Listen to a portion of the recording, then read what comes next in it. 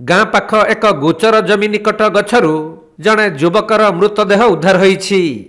आउ तांको बाइकटी जमीरे पड़ी रहितबा बेले बलांगीर जिला पाटणागड़ थाना मल्लिकमुंडा गाँ निकटरे एहिपरि अघटन घटिछि।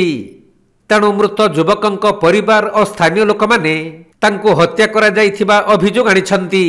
मरदाई संध्या बिन घरु कि नास्ता के कर बाले जीवना सामान आनी जीवार लाई और बहुत टाइम लाई कि निजे घर के जितले मोर भाई मते कॉल करले आ हमर दादा निया सर बेले तापरे बहुत तर फोन करनो ताके भी फोन करा दिला रिसीव नि कला परे किंतु बहुत तर किनी तापरे आमे नुरी आसनु तापरे जुगुमुंडा भी गनु पड़ा भी गनु बहुत जगह नुला परे नि प्लान मोर सागमन को ताए लास्ट इनो किनी देखिनु आ एटा किनी सुसाइड नि मर्डर हेचिरा। मिलिथिबा सूचना अनुसार पाटणागड़ थाना धातुक पंचायत बरबाहाल ग्रामर 35 वर्षीय क्षेत्र करुआल नामक जने युवक गतकाली संध्या समय रे किछि जिनिस किनिबा पई बाइक जोगे जोगीमुंडा जाइथिले। हेले राति रे से आउ घर को न फेरिबारु परिवार लोक माने बहु खोजाखोजी करिथिले भी तांकर संधान मिली नथिला। किंतु आज सकाळे क्षेत्रंक मृतदेह मल्लिकमुंडा गाँ निकट एक गोचर जमी पाखरे थिबा गछरु उद्धार करा जाइछि। एपरिकी से किणिथिबा सामग्री सबु बाइक रे बंधा रहिथिबा बेले किछि दूर रे बाइकटी पड़ी रहिथिला। जेउथिपाई युवकंको हत्या करा जाइथिबा अभियोग आनिछंती मृतकंक परिवार और स्थानीय लोक माने।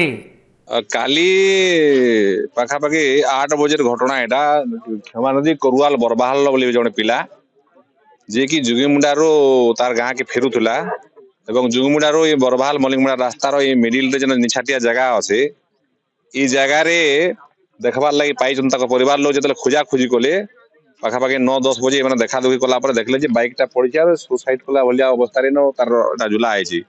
तापर से माने जोगीगुरु पुलिस के इन्फॉर्मेशन ला जना पड़ला जे सेटा के गछे झुला आइछि एवं आमे अंचलवासी संदेह करूछु जे इटा हत्या करा आइछि। तो काहे करी पूर्वरु भी इने ई भलिया घटना गोटे जोड़े ता डकैत फकैत हेइतला तो निछाटे जगह एवं पिला भी व्यवसायिक परिवार रो पिला है चाष बास करे धंदा भी करूछि।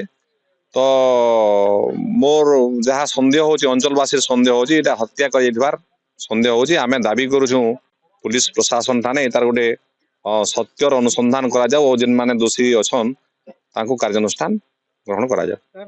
तबे क्षेत्र करुआलंक मृतदेह गछरे ठाब हेबा परे तुरंत पुलिस को खबर दिया जाइथिला। खबर पाई पुलिस और साइंटिफिक टीम घटनास्थल रे पहुंची पारिपार्श्विक स्थिति अनुध्यान करिबा सह मृतदेह को जबत करी व्यवच्छेद पई पठाइछंती।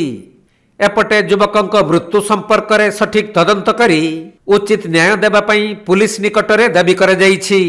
घटनाटा होजे इटा मर्डर है आरो एई जगह रे दीर्घ 20 वर्ष आगु गुडी मर्डर हेतिला आरो एई जगह रे 2 वर्ष आगु मते भी रात 8 बजे इन छेकिथिले दुईटा मोटरसाइकिल वाले आरो एटा पुलिस प्रशासन को कहूँ साइंटिफिक टीम के कहा जे एटा तदारक करा जो भल भाव तदारक करा जो इधर राजनीति करा जो पुलिस प्रशासन के भी कहूँ आरो ए मर्डर केनता के धरा पड़बे दोषी को दंड दिया जो।